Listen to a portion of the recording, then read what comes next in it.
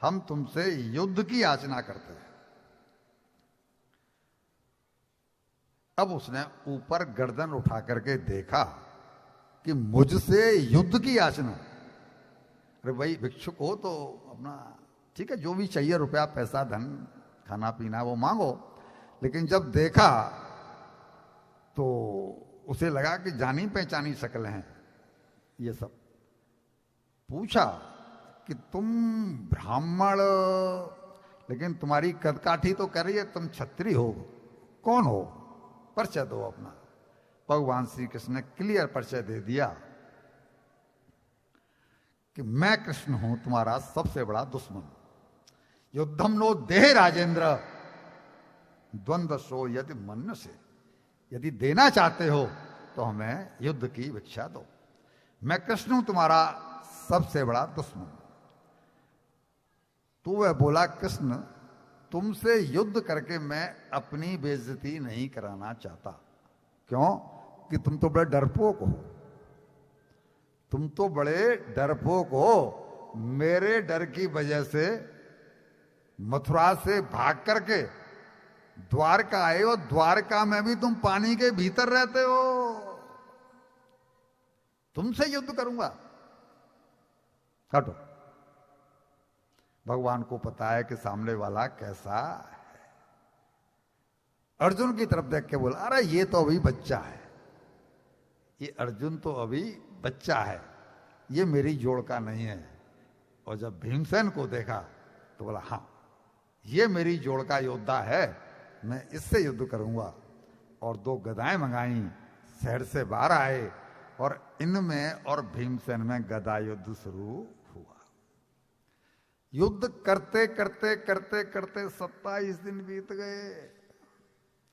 इन 27 दिनों में भीमसेन की कर ढीली, इतनी गदाएं पड़ी जरासंध की कि कर ढीली हो गई।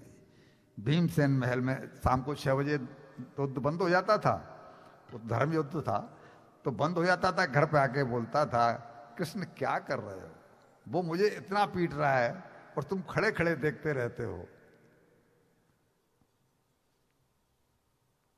तो कुछ करो ना। तो भगवान कहते हैं कहो ना। भगवान क्या कहते हैं? कहो ना कि कुछ करूं। अब तुमने कहा है आज कि कुछ करो ना, तो मैं कहता हूं कहो ना। तो कल ऐसा करना कि ये 2 एक राक्षसी ने ये 2 टुकड़ों में पैदा हुआ था। वो लंबा प्रसंग है। फिर ये 2 टुकड़ों में पैदा हुआ था।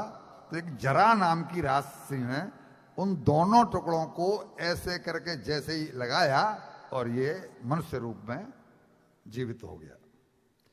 जिसके यहाँ इसका जन्म हुआ था उसने तो ये बोला कि ये तो मेरे जो बालक हुआ है ये तो बेकार है, तो मरा हुआ है, और उसने फेंकवा दिए थे दोनों टुकड़े। लेकिन उस राक्षसी ने जोड़ दिया, इसके लिए इसका नाम पड़ा जरा, राक्षसी का नाम, और संध मीन्स जोड़ के संधि का। 27 दिन तक जब 27वां दिन निकल गया तो भगवान कृष्ण ने कहा अपनी शक्ति का संचार करके, यानी अपनी कृपा बरसाई, उसकी पीठ पर दोनों पर हाथ रखे, बोल अब तुम जाओ और कल जब तुम्हारा दाव पड़ जाए तो उसके एक पैर पर दूसरा पैर रख करके और उसको चीर देना बीच में से। और सुनो, चीर करके भी टुकड़ों को, इस वाले टुकड़े को इधर फेंकना और इस वाले टुकड़े को इधर फेंकना, वरना वो फिर दोबारा जुड़ जाए। यही किया गया 28वें दिन, तब जाके जरासंध की मृत्यु हुई। इनका बेटा जो सहदेव है उसने आकर के आधीनता स्वीकार की, भगवान कृष्ण के चरणों में पड़ा, प्रभु हम मुझे माफ कर दो, हमारे राज्य को माफ कर दो, हम आधीनता स्वीकार करते हैं। अब आओ दूसरे दिन की कथा पर। जब मैंने सुनाया था कि वो मुकुट जो धारण करके गया था वो मुकुट जरासंध का था, जिसमें कि कलयुग बैठ गया था। संगत बिना उसके अगर मैं नहीं समझाऊं तो आपके